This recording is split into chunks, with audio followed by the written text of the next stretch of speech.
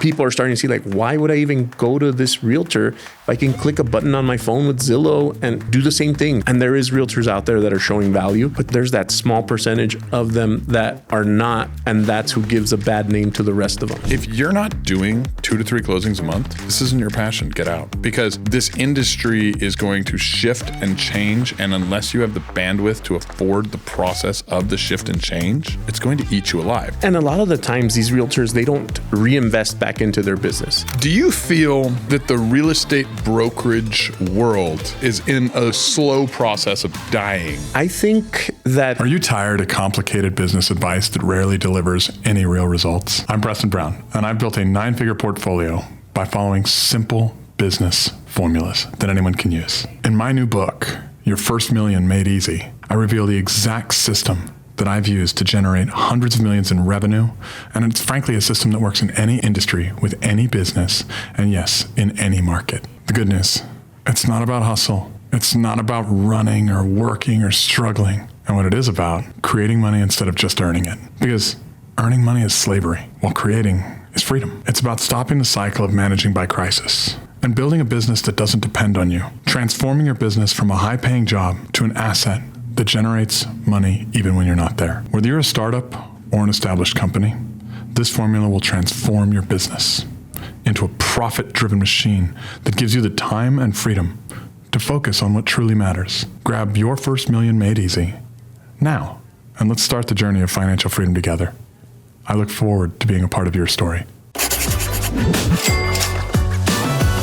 Welcome back to Problems to Profit. I am so excited for this episode, guys. I cannot tell you, we're in for a fun story.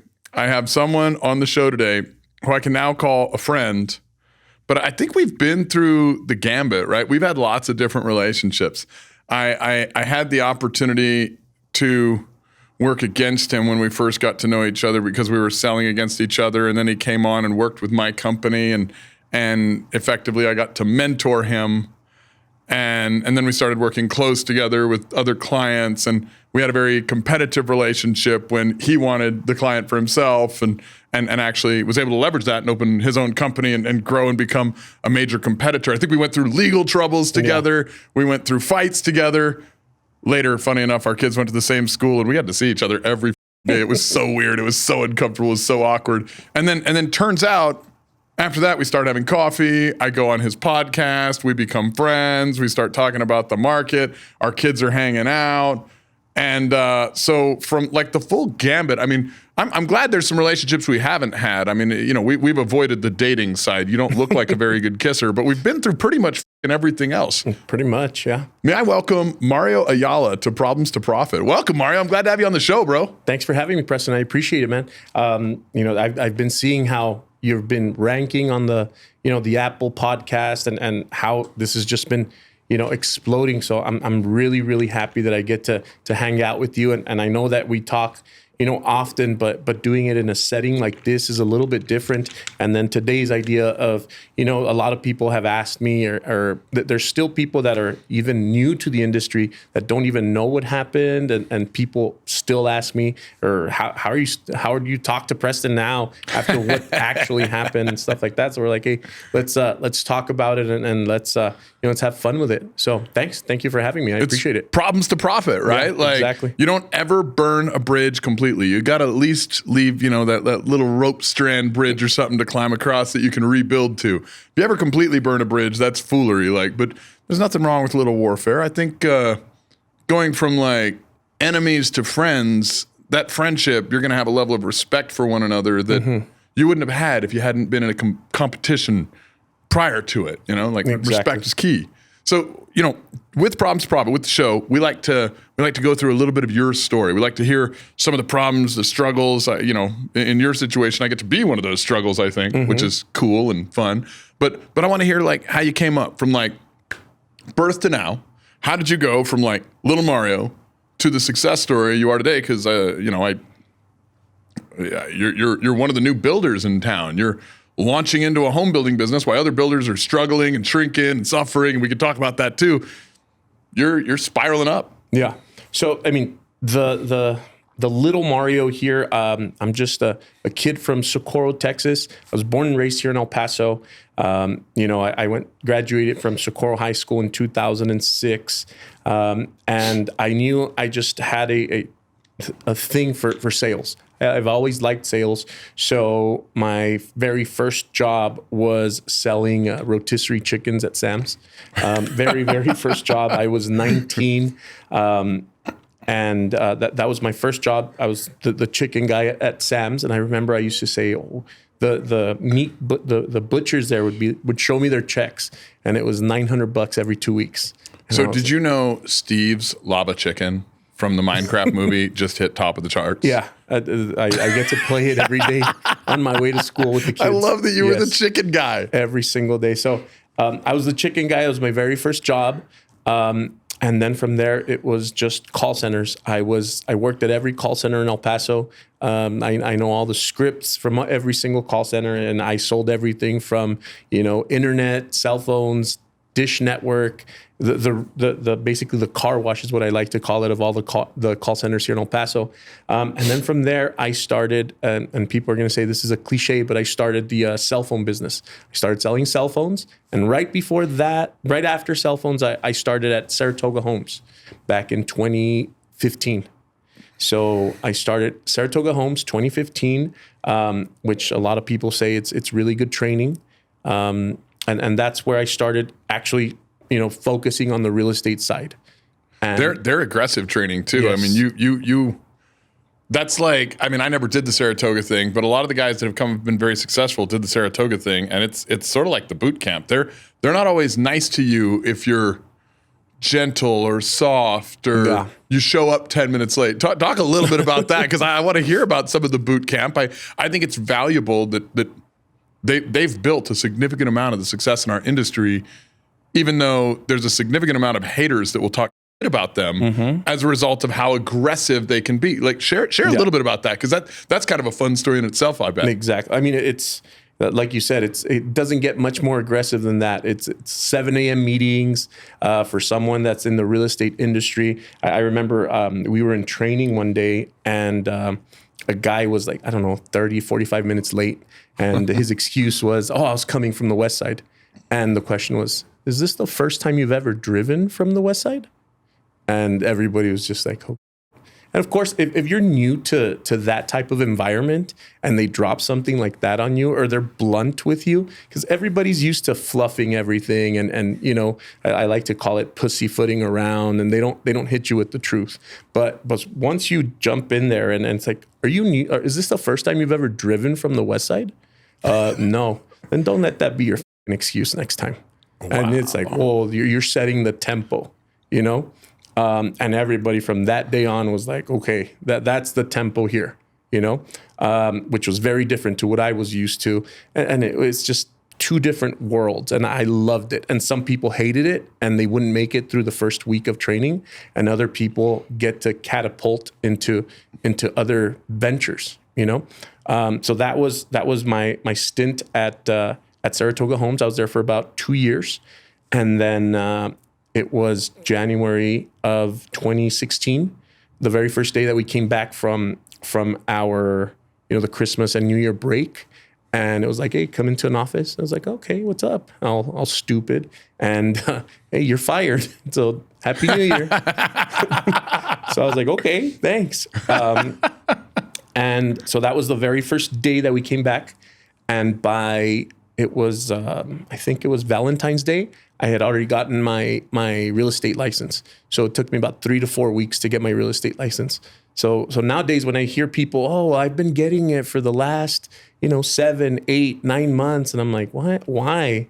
It took me three weeks. And I guess I had, a brand new, a newborn kid at home. And, at the time she wasn't my wife yet, but a wife at home that I had to feed and bills. So I had to, we had to do it. And it was myself, JC, who's still in real estate, very, very successful. Hector, who is still in real estate. Yeah. And we just got together, all three of us.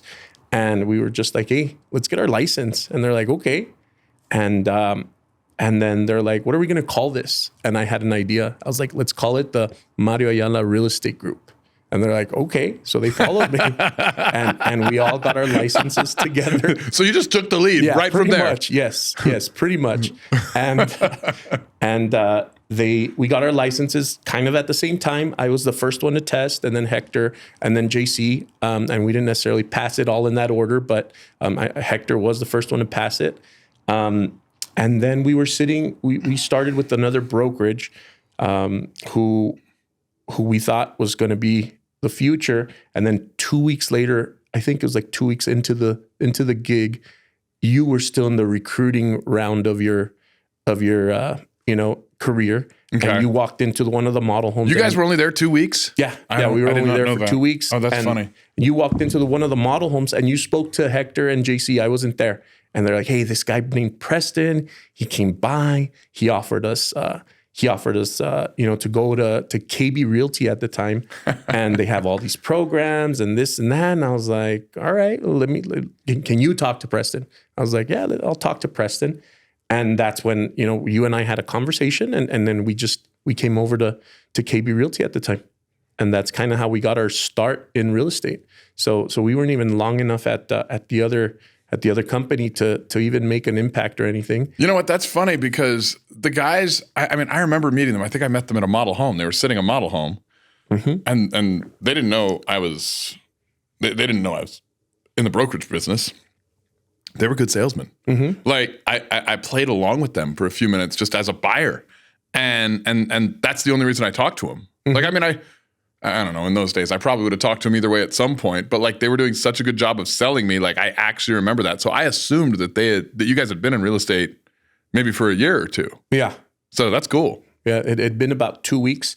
And then we started here. And then, when you opened, you were talking about how there was the mutual client that we were working with, right? You can say who it is. Yeah, it was Point Homes, Carlos Villalobos. And the first, what was it? I was the listing agent for Point Homes by April. So yeah, I got my license in February. We met middle of February, and then the position opened up for listing agent for Point Homes. And it was myself. It was a gentleman by the name of Sergio Zavala, and another young lady. I don't recall her name, but it was three of us gunning for the position. And in the end, I was the one that got that position for Point Homes. And I became one of the listing agents at the time. It was like 7 or 8 of us. I remember the process. I don't remember all the details. Yeah. So this is kind of a fun history refresh for me. A little refresher. I like it. Keep going. Yeah. No. And then what happened? I mean, we were with Point Homes, up until, myself, I was with Point Homes up until last year in, 2024. You're skipping over the good part. I know the good parts. We'll get to the good parts. What throughout that process, there was a lot of give and take, and there was always that I don't want to say it, adversarial, but there was always like you would tell me like, hey, I'm here, you're here, and I remember one day you there was a meeting and you came in and you're like, out of all you. I'm the only one that sold $1 billion worth of real estate. That's why I can tell you what the to do. And I was like, all right, hey, I get it. And little by little, we kept, that back and forth. And then you had a CEO at the time, which I wasn't too, happy with. Who was that? Renee Botello. Okay. I wasn't not necessarily with him personally, but just with the structure.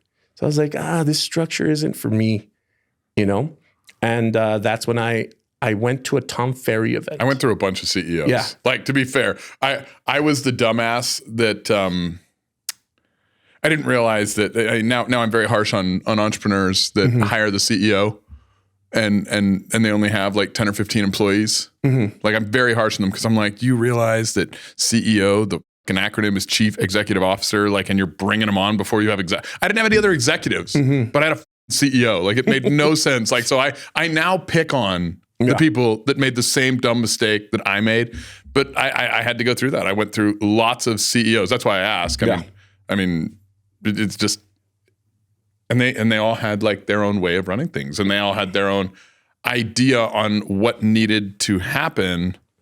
And I think I was just running in too many directions, so I allowed it. But What specifically were you not happy with in that particular time? Because I remember we had a fight that even went to legal battle. Like I started getting, like that's a little further down the line. Oh, okay. Continue. Go with the story. This is awesome. I didn't.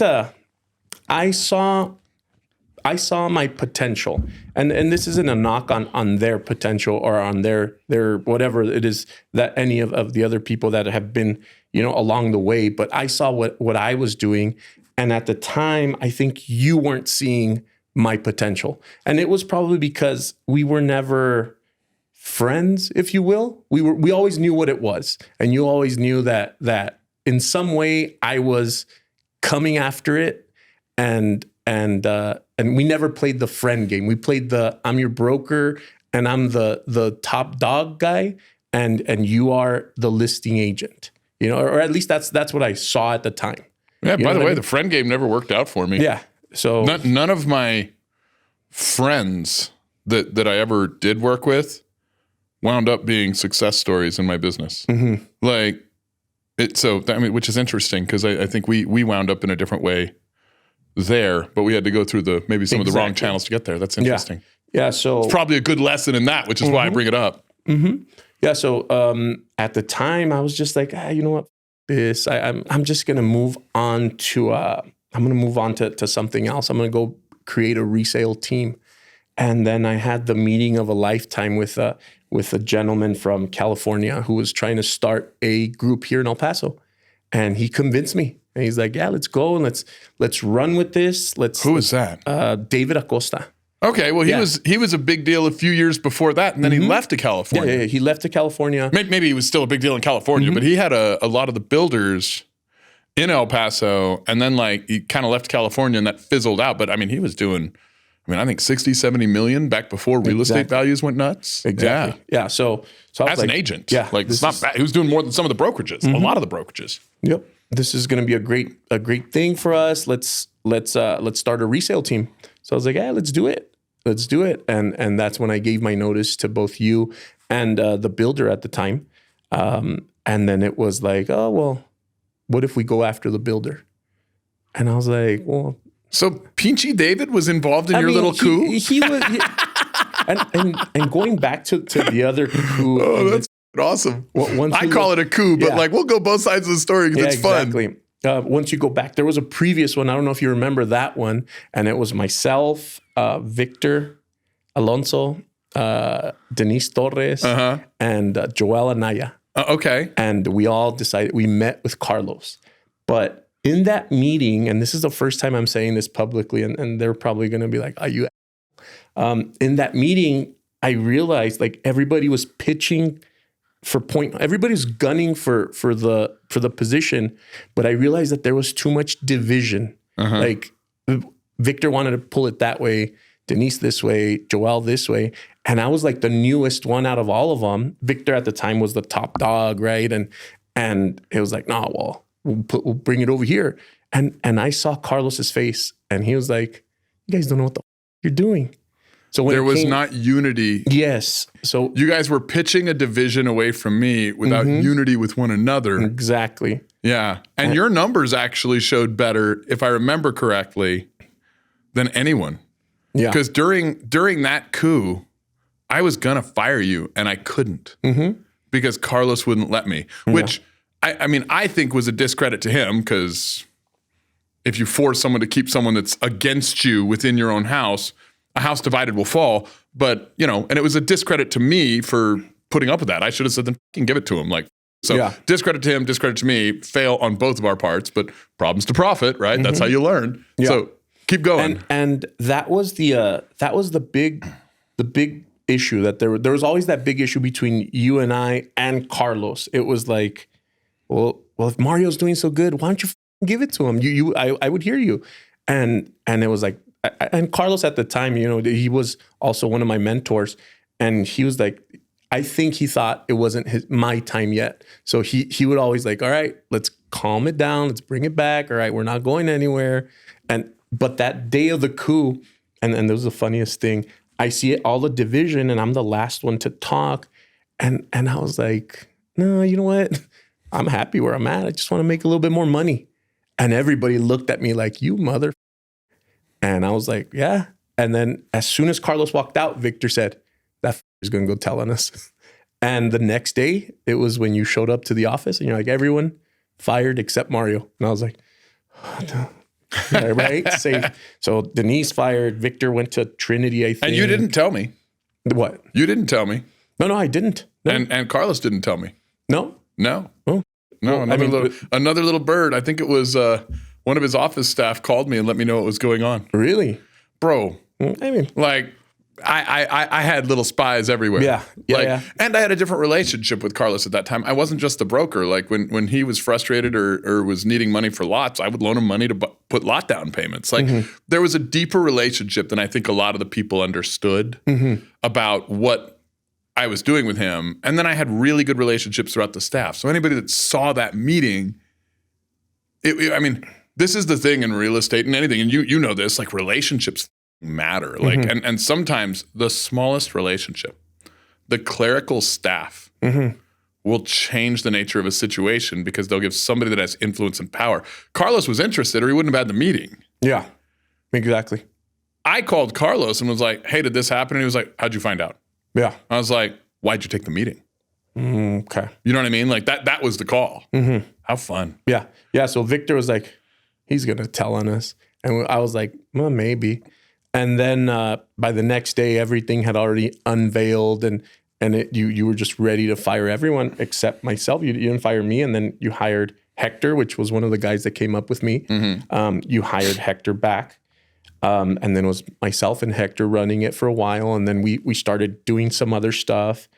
And then... So that was coup 1. Yes. And I also made everybody sign a document, kind of a non-compete, real aggressive document. Yep. But behind the scenes, what people don't know, Carlos and I and a few other buyers in a group had been negotiating to buy Zia Homes. Yeah. And we'd been there for like 2-3 years working on it.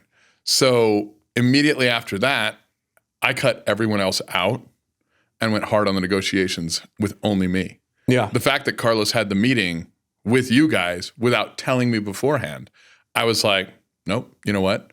I'm the buyer, only me. And so that started a new process, which was working in tandem as well. Like it was, anyway. Exactly. So, I mean, there's all these storylines going on at the same time. And now looking back at it, it's something that happened, what was it, in 2017 and 2018. So about 6 years, yeah, more. 7 years ago now. And then that's when we had our big fallout, when I decided to go with the second coup, if you will. And that's when, we decided to gun for Point Homes. And it was like, hey, let's have a meeting with Carlos. And I was like, why? Like what? I left there to go do resale. But then I started realizing, well, maybe this resale team is not, is not really what was pitched or promised, and that's when I was like, well, let's gun for a meeting with Carlos. So I set up that meeting and it all worked out with myself and Carlos, but on the back end, I get hit. And at the time, I'm a real estate agent trying to sell some houses and stuff. And I didn't understand different games. And I get hit with a $5 million lawsuit from your lawyer. And it was like, and it went back to that document that you were talking about, the aggressive. I mean, I think we only had rights to like $50,000 on the document. I don't remember what the lawyer wrote, but I'm sure it was something scary. Yeah, it was like a $5 million lawsuit. And I was like, where the am I going to get $5 million from right now? Yeah, like even I started looking to see who wanted to buy a kidney or something. And then, yes, we ended up settling that afterwards. And for the longest time, it was like Preston and Mario. And I'm sure, I mean, I put a billboard outside that window. I remember. I took pictures of it. I loved it. Yes. So that was the type of competition there was, Oh, bro. And like any of our competing companies, like we'd go do something and you'd go do something and then you'd go do something and one of our companies would do something. Like I think you had a property management company and we did too. So we'd like bid for like referrals and it was fun. Yeah. We were putting the FU in fun. Yeah.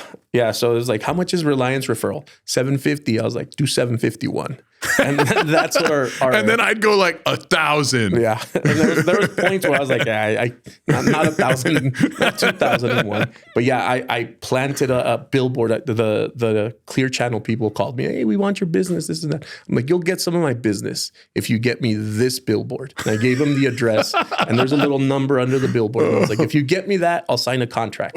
And they're like, yeah, we'll do it. And there's a big old picture of me standing like that with a Point Home shirt. I loved it. I loved it. Yeah. I mean, it was savage as, but I really enjoyed that billboard. Yep. So that was the type of competitors that we were. And by the way, when he's talking billboard, like, here's my office, like right here, like, and right out front of my office is the billboard. And he put it to where it basically faced my office. Yeah. So if you're coming down the street looking left at my office, there's a big picture of his ugly mug on the billboard. Like, I got my beautiful office and Mario's face. And it's like, I mean, just people knew that there was this anger in the market. Yeah. It was. I got so many calls and screenshots and pictures from that. You're a sad. And at the time, it all felt right. And at the time, it's like, yeah, I'm gonna fight until I don't know until when, right? And then slowly, it kind of like you took off with Zia, and Zia started taking off, and I started taking off with the Mareg and Point Home side. So we started being kind of like, we were enemies, but we stayed out of each other's way because, you were in your space and I was in mine. It wasn't worth the time. So the fight was more like success made it something that it was like, it's like, oh, I can go make money or I can go fight this guy. Exactly. And then, fast forward our sons, I mean, Mario's going to be 10 this week and Everett's probably 9 or 10, right? Right around there. They're similar. I think they're within a year. Like Everett's turning 9, so they're same age basically, like within a year. So they go to the same school and same thing. We'd bump into each other at school, and it was like, here's Preston. I would wait for you to get off, and then you would get off with the kids, and I think it was the same on your side. And I was like, hey, it's awkward. And then I would get home. I was the type that would smile at you to make it more awkward. Right? Like that was my style. And then I would get home and my son's like, oh, today I had so much fun with Everett. I was like, don't tell me it's Everett Brown. Yeah, how do you know, Daddy? I just know. My son says, oh yeah. And he calls him Mario. Mario is my best friend. I love Mario. He's my best friend. And I'm like, that's, my wife would be like, like this is just God's challenge. Yeah. This is part of God's challenge. Life's not happening to you. It's happening for you. Like your enemy and your sons are best friends and you guys like glare at each other. And we would start, and it was funny because we would stand with our arms crossed and begrudgingly talk to each other. When our kids were we couldn't not. Like, well, I'll be an enemy, but I also can't be a bad dad. And our wives, I think, even didn't, or at least my wife didn't like you because, of course, I didn't like you. Exactly. And then one day, my wife tells this story to everybody. It's really funny. She sees you, the devil, walking up with your daughter, Amaris, and she's in her little princess dress. I think she was Princess Peach for like Halloween or something. And there's the devil, but he's no longer the devil. He's Teddy Bear. He's like, oh, Princess Peach. And just not knowing anyone was looking, not knowing my wife sitting there watching the devil. And she sees dad come out and just like loving on his daughter and being a good dad. I don't think I was there. And she calls me and she's like, he's a good guy. And I'm like, huh? What's going on? What the fuck are you talking about? Tells me the story. And that's another thing. Our daughters are super close friends in their classroom. It just ended up that way where if we had to go to a recital, it's like, oh, well, there's Preston and his wife, and here's me and my wife. I think we were still a little competitive over who could donate more to the school so we could sit in front more. Exactly. We were buying it because we didn't want to sit next to each other. And then one day, I will give you full credit for this. You were the one that you extended the olive branch, and you're like, hey, you want to go grab a coffee, bro? And it was probably a year. I don't want to say to the date, but it was in April, around April-ish. So it's what's today, May 15th. So about a year ago was when you were like, you want to just go grab some coffee, bro? And it was like that kind of, I went from there's that guy and I want to avoid him you want to go grab a coffee? And I was like, sure. And I was waiting for, I don't know, 3 guys to show up at the coffee shop and, start beating me up with bats. I called my brother and I was like, hey, I'm going to go have coffee with Preston. I'm going to send you my location just in case, bro. Like, I don't know what the is going to happen. I'm so glad my scrawny ass had that effect on someone. Yeah. And I was like, well, I mean, the unknown, right? All right. Yeah. And it was like, and I've throughout this. By the way, we should mention this guy could kill me with a napkin. Like, you're an ex-MMA fighter. Yeah. I used to do a little bit of MMA, Muay Thai, stuff like that. So, and I want you to know, like, I'm well practiced in the martial art of falling down. So, I mean, it would have been a hell of a fight. Like, I would have hit the floor in the most epic of ways. Yeah. But I'm glad I had that effect. Yeah, I mean, it was the unknown. So I'm telling you, I told my brother, I was like, hey, bro, like, and I'm going to go have some coffee with Preston. I don't know exactly what's going to happen, but in case I don't answer in about an hour, just call me and see what's up. I was like, all right. And then, we had coffee and it was very, like, hey, how have you been, bro? What's the market doing? And how are you? And we just had a regular conversation, and it kind of took me back to the times where before, because even before when we had our fallout, it was very.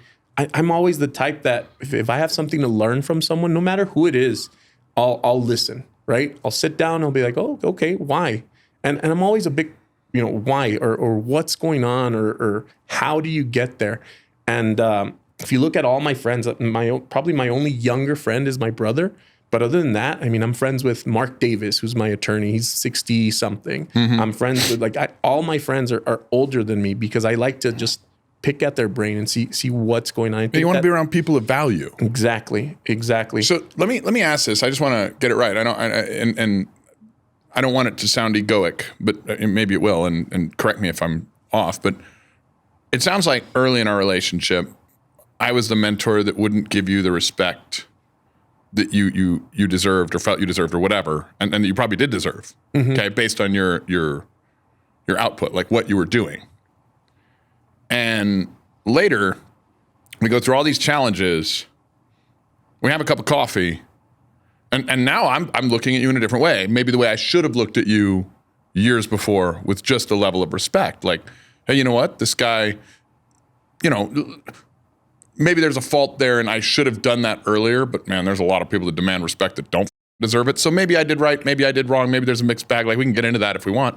But like, all of a sudden I'm giving you that respect that you deserved years before. And it's like, okay, well, can we look at each other as dudes instead of enemies? Yeah. Was that it? Was that kind of the...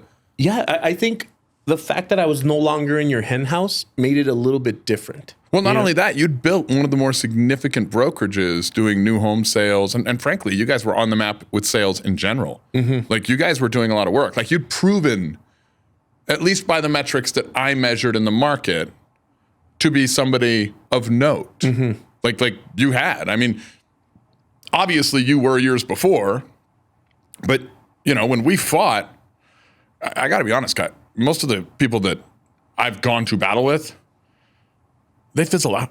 Mm-hmm. You know what I mean? It's ego fighting. It's not actually quality. Like, and there's ego mixed with quality in some people. Like, you and I both have big egos, but I think we both work hard and we're smart enough to learn. And so most of the guys that I've had fights with, they fizzle out. Like, not all, but most. And so, especially, and I hate to say this, but in the real estate world, where people get a disproportionate amount of adulation to their quality just based on the nature of the broker-agent relationship, which we can talk about that if you want to get into. So, yeah. What was it that where I started giving you some of the respect you deserved, and then all of it? Because we went pretty deep on that first conversation. We were talking about relationships, if I remember correctly. We were talking about life. We were talking about kids. We were talking about family. Like, we went deeper than just a cold meet and greet coffee. Exactly. And I think it was because of that, because when we were having our battles, there was no kids involved. There was, just cutthroat Preston, cutthroat Mario, and, the kids weren't part of it. But now it's like, if I'm still cutthroat with Preston, then my son has to not necessarily be enemies with Everett or anything, but yeah, I know he's gonna feel it whenever I'm like, hey, Dad, can I go to Everett's house, or can Everett come over? And it's gonna be like, well, no, not really.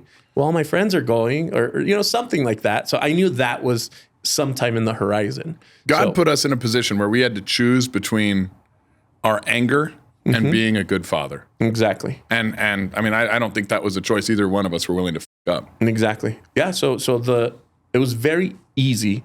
And at the time you planted a bug in my head, just a little seed. And it was like, no, it can't be that easy. And because you're like, well, why aren't you just a home builder, bro? And I'm like, because it's not easy. And you're like, it's easy. Well, I mean, and easy is relative, right? But the considering what I think I was saying, it's easy compared to what you're doing, because you were living in a world I'd lived in, and there were times back when I was working in the same capacity you were, that, man, like I was up late at night having arguments and this, that, and the other. It never ended. And so there was stress, there was fights, there was arguments, and I would definitely not say home building is easy, but I would say it was easier than brokerage with builders. Yeah. And for me, that was one thing that I felt common with all the builders that I worked with. Like, I was the broker for Zia Homes. I was the broker for a while with Point Homes. I was the broker with Saratoga Homes for a few months. I was the broker with Winton Accent Homes. Like, I mean, I did a lot of different brokerage for a lot of different builders. There were even more that worked with our company that like wanted access because I was good at what I did, right? And it was interesting because none of them understood marketing, and it was probably the single greatest concept they needed to understand it. I had some guys treat me like I was a fucking painter or a sheetrock guy, and they were yelling at me and trying to backcharge my checks when I'd done all my job, and I'd be like, dude, I'm not like the painter that missed a spot, bro. Like, you don't yell at me. Like, what are you doing? There were some that were like, they just didn't understand what we did, and they were trying to get us to do it for free. Like, it was a mixed bag. Like, every builder was making different mistakes with marketers, and all of them started becoming strange relationships. Not all of them antagonistic. Like, I'm still friends with some of the guys that I used to work with, but it didn't work. They didn't have the language to work with me. And I was like, bro, if you love builders, it's easier to be the f***ing builder than it is to make a builder successful. They're going to fail for their own lack of knowledge. You can't fix it for 2 or 3 or 4% or whatever they're paying you, right? And so when we say easy, that's what we mean. We don't mean it's easy. Like, I don't want to go promote that it's easy to become a home builder, but I want to promote that maybe it was easier than the world you were living in at the time. It could have been, yeah. So that was like the very first time I even thought about it. Before that, I had never crossed my mind. And then I was like, maybe. And then I started believing my own hype, and I got an offer from another home builder, Edwards Homes, who I had a very short stint with, after a very good and long relationship with Point Homes for about 7 years of exclusively representing them. And then I had a brief 3 to 4 month stint over at Edwards. And I was just like, all right, it's time. And that was also a good builder, but it was a different set of problems than the ones that you were having at Point.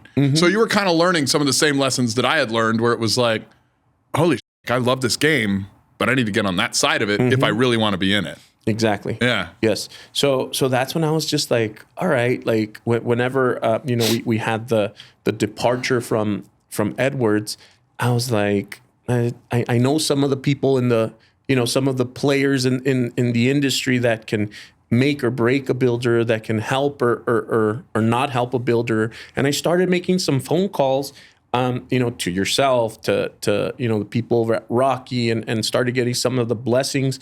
And I got a reception that I didn't think I was going to get, to be very, very honest. I think we have to give some credit to Lane Harris for that.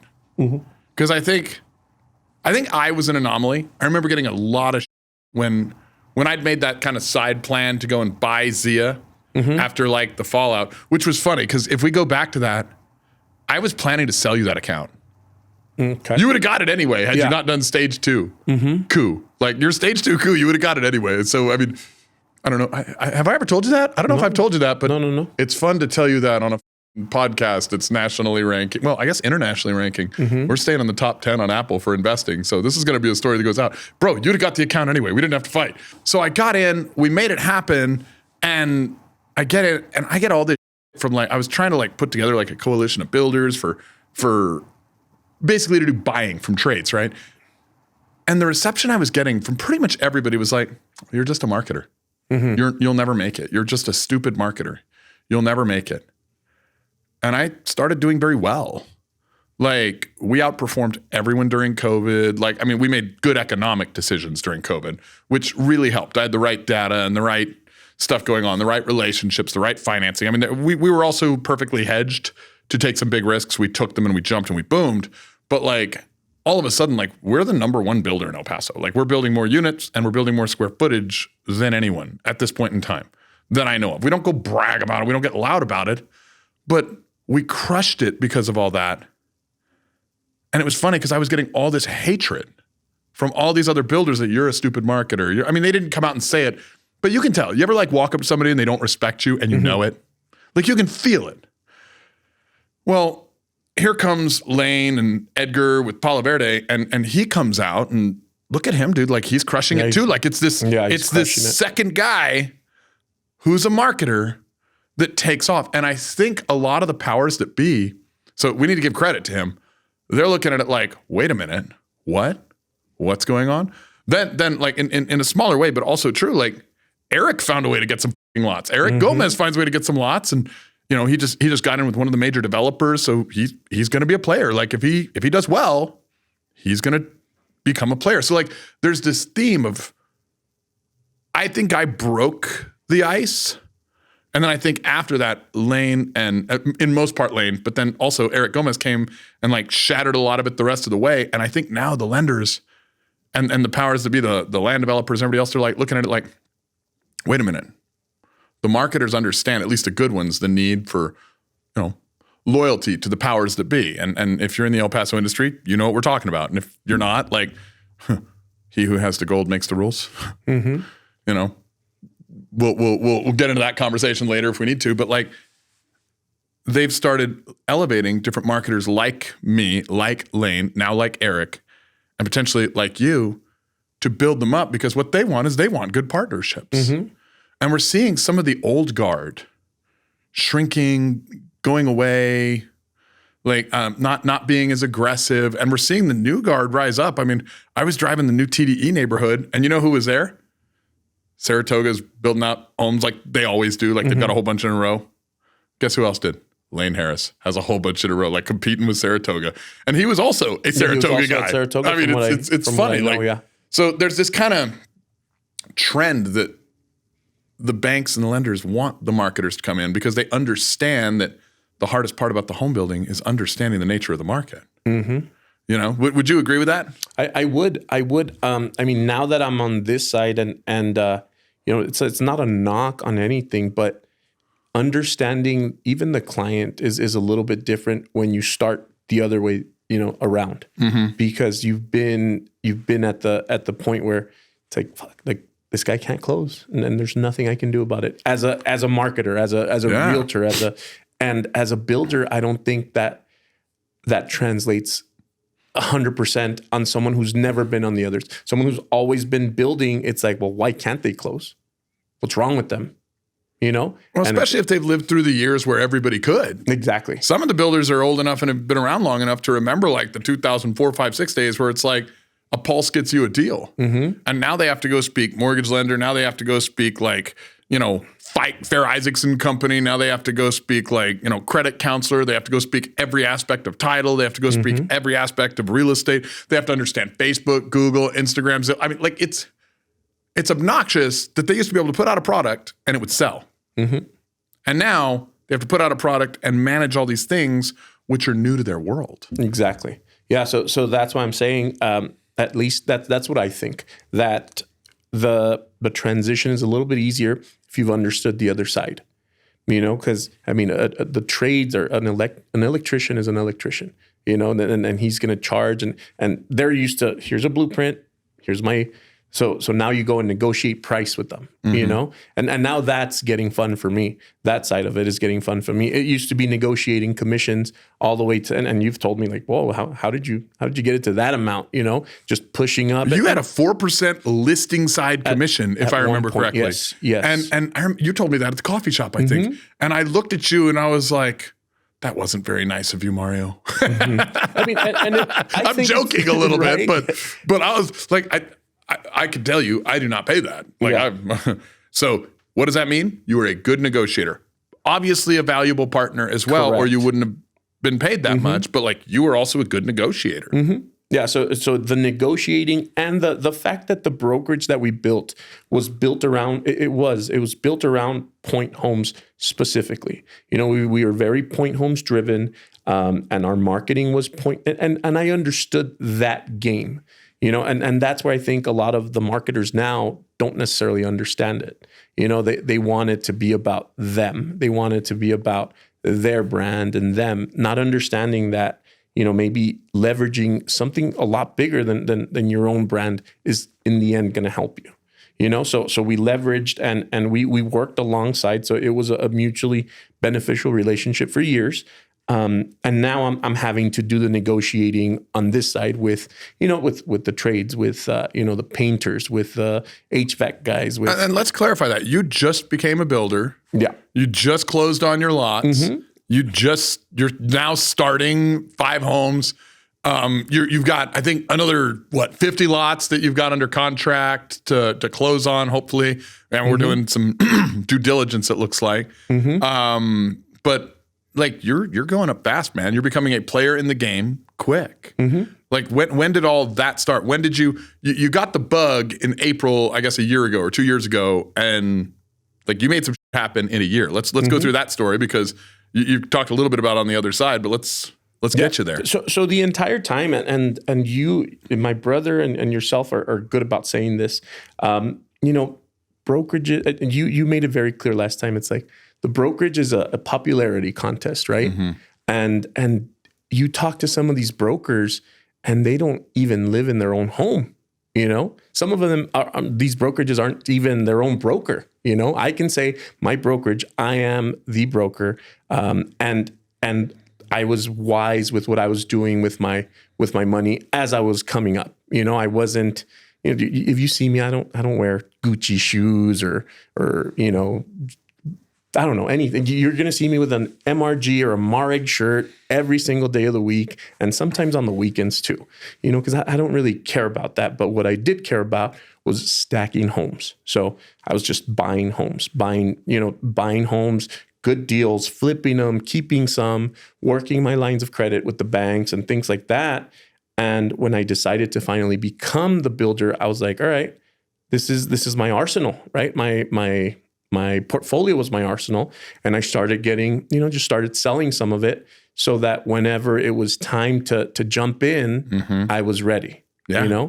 So I think that's one thing that people are like, wow, when I take people to my new office on Zaragoza that we just purchased, it's a 4,000 square foot building, and it already has a design center, something that builders don't get until, I don't know, a couple of years into the business. I haven't even built one home and I already have a full on, design center. And that's because of what I've, my experience with other builders. But what do I need? I need this. I already have, contract coordination. I already have different things that other people haven't even thought about, So I started unloading some of my personal homes to build up my cash Your dry reserves. powder, man. You got to have dry powder to get in the builder game.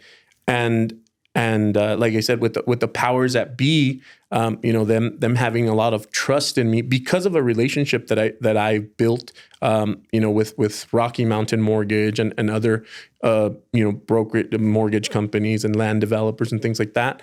That they're like, hey, you know what, this is. I have no problem with you plugging Rocky Mountain, right, by the way.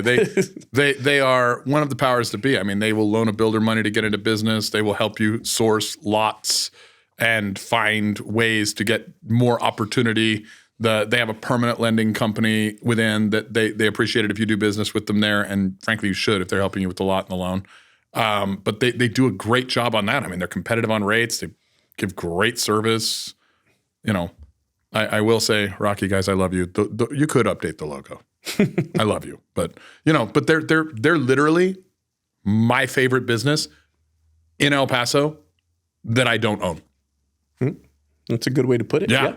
Absolutely. They're amazing. I love them. Exactly. So they started helping me sourcing, different lots and having different meetings with different people. And it's not that they're having the meeting for me. It's just that, hey, well, maybe you should go have a meeting with them.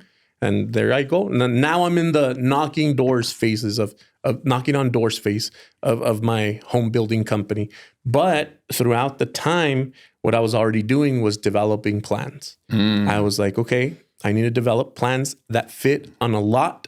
I took with Southwest Land, which is one of the bigger developers or the biggest developer here in El Paso. Yeah, and I was they're amazing. This is what their standard lot looks like. I'm going to develop plans that fit in every single one of those standard lots. And then if I get any other lots anywhere else, that's going to be perfect. I'm going to fit the homes that I've already developed. I'm just going to put them there. And it was like, okay. And so I started developing my plan catalog, and I think we're up to 12 now. Good job. I'm waiting, right? And you mentioned about the 50 lots that we're currently working on, things like that. And it's like, all right, I already have kind of like a game plan for when I get the lots, I go straight into the construction loan and straight into that process versus, well, I'm going to close on a lot loan and then the construction loan. And I think in that sense, I'm a little bit ahead of the game. Same thing with these 5 lots. Like I got these 5 lots, and it was like, all right, let's start them with these homes already because I know they're going to fit. And that was with some builders, it was like, oh well, this home doesn't fit. Let's even on the 50 lots, and this show won't air until after that deal has happened, so it'll be a fun history by that point. I was dealing with a developer. I made him a very good offer. He got a little, I would call it squirrely, and tried to take advantage. I think he assumed that we didn't know what we were doing. And so I was like, hey, Mario, help me with this, yeah? Mm-hmm. And you've been able to deal with him to the point that you're able to get us into contract, get us into a good feasibility, work him to still a fair offer. Like you're delivering him, I think, the same offer that I initially gave him, but we're making sure to vet him because he's just playing hardball. And that 50 lots becomes something that you and I split, or maybe you and I give a few lots to some other startup builders that we're helping out. But like, you're playing in the game, man. Like we've gone from great agent who I probably didn't give respect to now collaborating on deals with developers to get lots that wouldn't have otherwise been. And the developer has no idea that I'm the guy behind you, funding you. Yeah. We have a awesome story, but like fist bump there, bro. Like it's such a fun story from beginning to end. I can't wait to see where end goes, but like we're somewhere in the middle, man. Yeah, exactly. We're in the dash, as they like to say at the beginning, the dash and the end, right? So we're somewhere in the dash. And I mean, last time I was having a conversation with my wife after we left your house, because we were at your house, 2 Saturdays ago, and by the time this airs, we were mid-April. We were at your house, and it was like, can you believe like our daughter's spending the night, and the next day they're gonna go dress shopping and do a whole bunch of girly stuff, and this upcoming weekend I'm gonna borrow your son, and he's gonna do the same thing with my son and stuff like that. And it's like, could you believe something like that would have happened? If I told you 5 or 6 years ago that our kids were going to be spending the night at each other's houses and be best friends, and would you believe it? And it's like, no, that you see the billboard outside, like, no, that's not happening.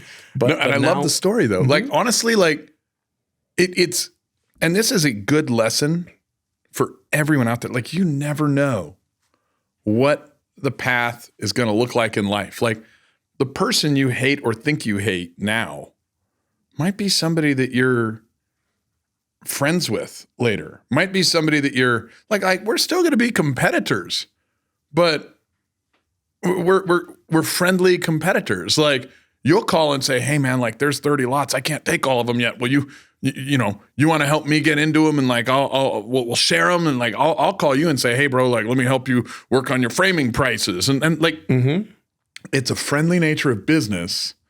But I would say we were, if not pretty close to hating each other at our bottom. That's a good lesson, guys. That's a problem to profit that I've personally gotten to live with a guy where we fought and now we're friends. Yeah. What the man? Exactly. It's so cool. And it makes me more encouraged to be part of the dash and to see you through to success. Exactly. The true problem to profit, man. Yeah. So, I mean, and this is a question that I always ask you when we're going through it, and it's like, why? Like, why are you helping, right? And it was, you don't gain anything or you don't lose anything from helping, but the culture of it is, like, you go figure it out. Hey, help me out with this. You go figure it out. And I have seen that change that we discussed about, where it was cutthroat Preston, cutthroat Mario, but now it's like, hey, bro, like, this is kind of where this is at. So you may want to make a call about, I don't know, and this is nothing specific, right? But let's say paint. You may want to make a call about paint because it's not really at $3 a foot, or something along those lines. But what do you think it is that made that shift for you, that now you're helping, the little guy where you can very well just, step on them. And because you're also, I think you just went to lunch with Eric, and Eric's, one of my closest friends, and he has, his building company, and we represent them, and our agents are pushing Heartland Homes and things like that. And he told me, I left the meeting really pumped, and Preston's gonna, whatever I need help with, he's there for it. Yeah. So what do you think changed or made that change for you? I mean, I think it's probably a lot of things, but I think when we're young and we're in that fight stage, which is a good stage, and I mean, you and I were there together, and you're still in some of the fight stage, like, which you're kind of clawing your way to the top, if that makes sense. And then when you get there to what everybody identifies as success, you kind of realize, oh, well, cool, like having a lot of money is nice. Like it's definitely like if you have money problems in one hand and life problems in another hand, like you're definitely off balance. If you could put both hands together for life problems, then you've got a little more time, right? Because money problems go away when you're financially successful. But when you get to that financial success and you start saying, well, I have everything I want, what now? And you know who you generally resonate? The guys that are doing the same you did years ago. And some of those guys, like especially in our case and in other cases, are guys that maybe you didn't get along with back then when you were clawing your way to the top. But they're in the same fight you were. It costs me nothing to help you, and I get to feel good and even maybe release some negative karma by helping you. Mm-hmm. It becomes like, I don't know, man. Like, I mean, it's like, what do you consider the top? Like finance isn't everything. Like if you become radically successful, that doesn't take anything away from me. I've probably got 5 to 10 years on you. Like if you're really fast, and by the time that, say, we would be competing neck and neck, that could only happen if I stopped growing. Mm-hmm. Like, so in another 5 years, like say you're so good, I'm out of El Paso, but I bought companies in 5 other markets. Well, say you take me out of El Paso. Okay. You probably wouldn't want to do that, because who would be the guy that would help you get into the other 5 markets? Yeah. Right? Mm-hmm. Like, so who are you going to compete with? Like there's friends and there's respect and there's competition and there's but success isn't all about money. And I think when you get the money and you kind of get to what is considered the top, and I say the top because there probably is no top realistically, but this is the way I look at the top. Like, what's the difference between a $10 million net worth, $100 million net worth, and $1 billion net worth, or $100 billion net worth, What is it? The difference between do you own the island you're flying to? Do you own the airplane you're flying on? And how big is the island? How big is the airplane? You buy the same margaritas, you stay in the same hotels, you do all the same. So like the economic top in America is probably arguably but somewhere between 10 to 50 million from a lifestyle standpoint. Okay. Mm-hmm. If you're there, everything else is just a notch on a scorecard. And then you got to start looking at life differently and say, okay, well, I used to live on how much can I make? Well, now I'm going to live on how much can I give? Like, how can I leave the world a better place? Like, nobody climbs through the ranks of the economic ladder with like angel feathers still on their wings. Like you've got some like burn marks as you kind of went through hell to get there. And so you want to bring back some good karma. And sometimes, not always, but if you can give some good karma to people that maybe you fought with before, I mean, for me anyway, like that's the fun of it now. I'm enjoying it. Like I think life is about like love and problems. I think those are kind of the two paradoxical meanings of life. And fuck, I've had a lot of problems and now I want to try to be a little more loving. And so it's not, I think when you can stop operating out of fear, you can start operating out of something maybe a little more important than fear. Mm-hmm. And that's where I think like you and I are getting to watch our kids teach us. Like that's happening for us. Like our kids love each other and we're fighting. What wrong decision can we right? Does that make sense? That's what they're teaching us, and they're 10 years old or less. Yeah. When did a 10-year-old get smarter than we were, dude? Like that does that make sense? You kind of like even if like a few years down the road, like say a buyer is like competing with my house and your house and you beat me. Oh, okay. Like, am I going to cry? No, I mean, maybe I only build 250 and you build 300. I still had a pretty good life at 250. Yeah. You know, like that's what we're talking about. Like we're talking about like number one versus number two might be 250 versus 300. You know which one of those guys was broke? No. Neither. Yeah. So, I mean, you got big dreams, you got big goals. Like I would rather you be a winner in the market, somebody that now I'm friendly with, that our kids are friends. Maybe my kids take over my company, your kids take over your company. What happens? Like, think about like the generational stuff. These are the fun things to think about now that like, why continue with the drama? You know what I mean? Exactly. And honestly, I've had a lot of rekindlings. I think when you're in the real estate agent world, man, I used to fight everybody. I used to get in Facebook fights. I mean, and they were fun. But, you know, there was a girl, Chastity Rosales, and I had a really good conversation with her the other day. She was really nice, talking about something, working out a deal. And we fought on Facebook like fucking fools. Yeah. You know, this is probably 10 years ago. But, you know, getting rid of some of that karma is probably the answer. Okay. Yeah. I mean, that's perfect, right? And I get it, what you're saying about the real estate agents or the real estate industry, because everything is, you know, you're clawing at it, right? You're having to fight for a listing and you're having to fight for the same buy, especially like nowadays with this new NAR change. It's like one of my agents had a listing not too long ago, and then out of nowhere, an agent that hasn't talked to this client, after they see proper marketing, they see proper everything, and keep in mind that the client had no idea, or so they told us, that they had no idea that they were under contract or any obligation with anyone else. And all of a sudden there's this agent that just wants to interject into the agent and the client's relationship because they had a contract that doesn't expire until probably sometime in September. Keep in mind, they haven't done anything for this person in the last, 3 to 4 months.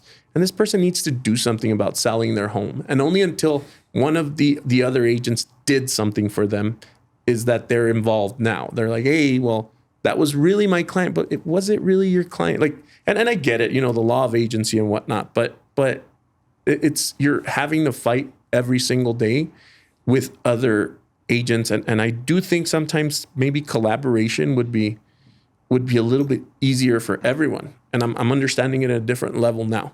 I want to get into talking a little bit about the building industry and the realtor industry, maybe in the last 20 minutes of our show.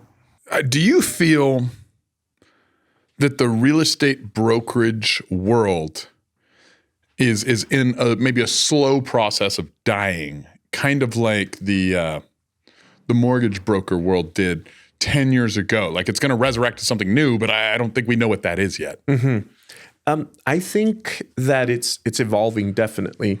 There's a lot of, poorly educated people out there that are realtors that don't understand the different changes that are happening, and then there's other brokerages that are, I don't know, like they don't understand the marketing side of it. They just want the numbers. Like, hey, I want to have 1,000 agents because that's going to make me a lot of money as a broker. And it probably will, but is it worth it? Like, I think, here's why I shifted. And I'd love to hear your thoughts on this, because you remember KB. I mean, we had the market. Like, I remember we fought some of the other brokerages, and we were in that recruiting battle. And I mean, we were doing 250 closings a month in a market that was like 2,000 closings a year.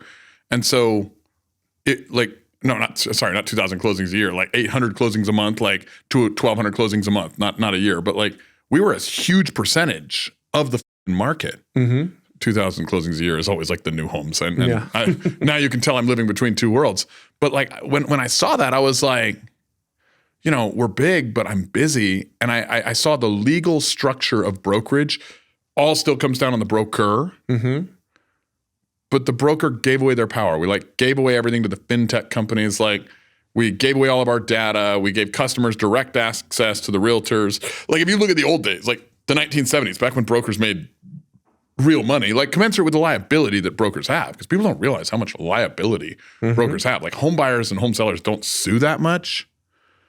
But if they did, like, the world would change overnight. And that's why you see all the class action lawsuits, which I think are funded by the fintech companies that are coming through to support the homeowner consumers. But really, it's supporting the fintech companies, and it's just their way of lobbying brokerages out of existence. The realtor has the client. The realtor makes all the money now. The broker has the liability. The broker makes very little money, most of the time, like either flat fee or very low commission split to the broker. I feel like the industry's been in a weird process of dying since they gave away their data, which the commercial real estate industry did not. Like, you have to pay for it. You have to go to LoopNet. You have to go to CoStar. You have to buy from it. You have to join a franchise. You have to do the referral networks across states. Like, none of that exists in residential anymore.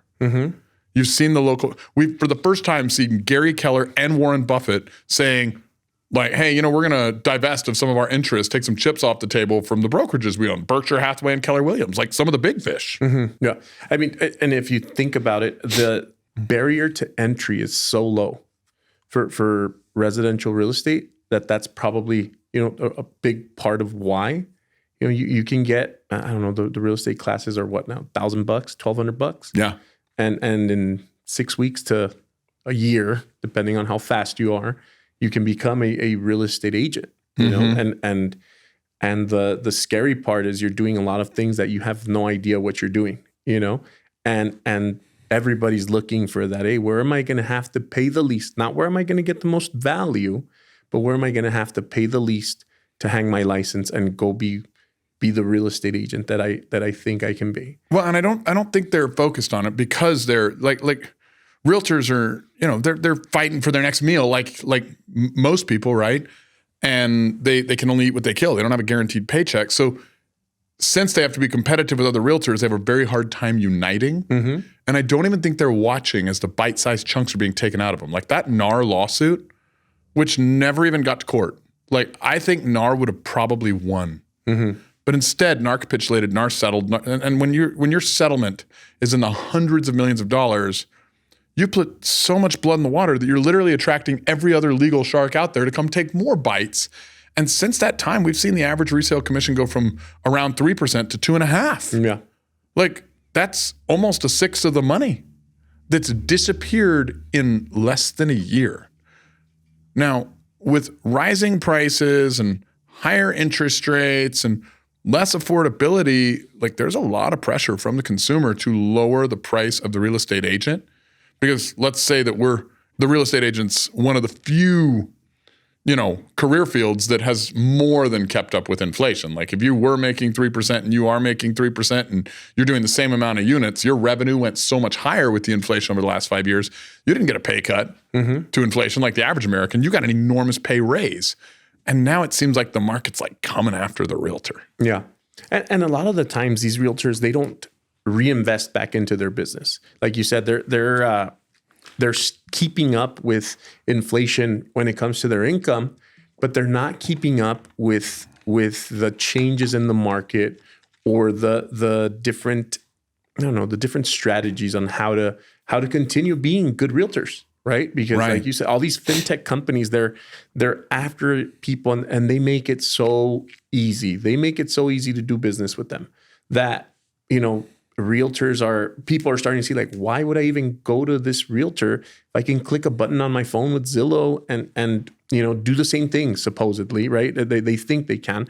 And there is realtors out there that are showing value, but then there's that small percentage of them that are not, and that's who gives a bad name to the rest of them. Well, and I would say that small percentage is not as small as it used to be. I mean, it used to be a very small percentage that was outside of the lines. Mm-hmm.